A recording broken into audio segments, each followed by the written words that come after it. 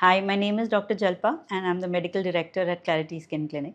Today I'm going to talk about and answer a few commonly asked questions about minoxidil. So the most commonly asked question and the most common fear is that does minoxidil increase hair fall? The answer is yes. Initially, some people may see an increased hair fall after minoxidil. This phase usually lasts for about 1 or 2 weeks in most people. It's basically because minoxidil as a medicine, what it does is it improves the circulation to your scalp and it stimulates follicles to start growing again. Those follicles which had become dormant or had miniaturized because of your thinning are now being stimulated by minoxidil to produce newer, younger, healthier, new hair basically.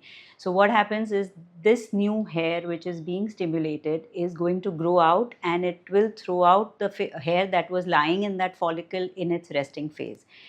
Or under normal circumstances also that hair would fall off, but with minoxidil a lot of these follicles fall off together and hence you may feel that suddenly there's an increase in hair fall.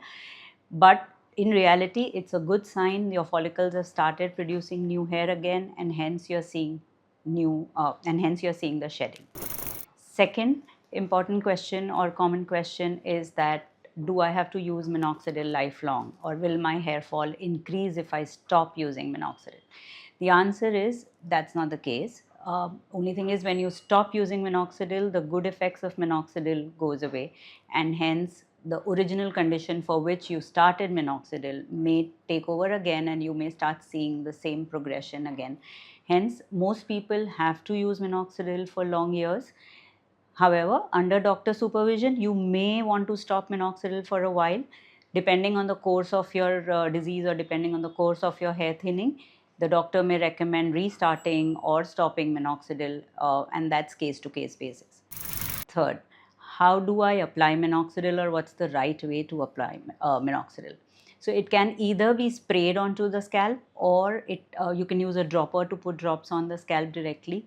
The idea is that minoxidil solution has to go onto the scalp and not the hair shafts. That's because, of course, you wanted to work on the follicles or the roots and not on the hair shafts. In fact, if you spray on the hair shafts, the spray can lead to brittleness and dryness of the hair. So it's best to take out some time and make sure you're applying the serum or the solution directly onto the scalp.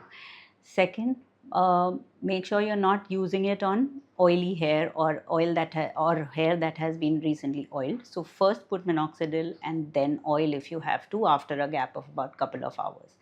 Third, try and tilt your head backwards and then put the drops so that it does not actually come down onto your facial skin.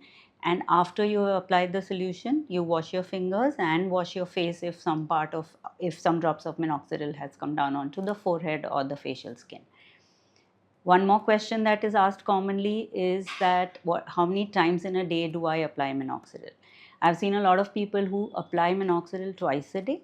However, the fact is just once a day is also good enough because minoxidil works for almost 18 to 22 hours. Applying it once a day gives the best and optimum result. Applying it twice a day may not necessarily add to the result and in fact can increase the irritation. For one more question that is asked frequently is can I use minoxidil on other parts of the body like beard? Minoxidil can be applied on the beard and will help hair growth provided some follicles are there. Areas of the beard which absolutely have no follicles are not going to grow with minoxidil.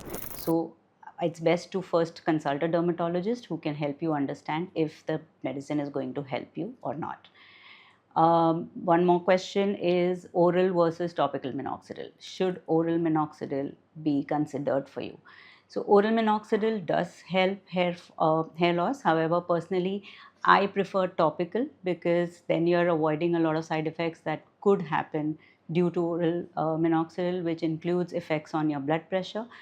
Other side effect could be increased hair growth on other parts of the body.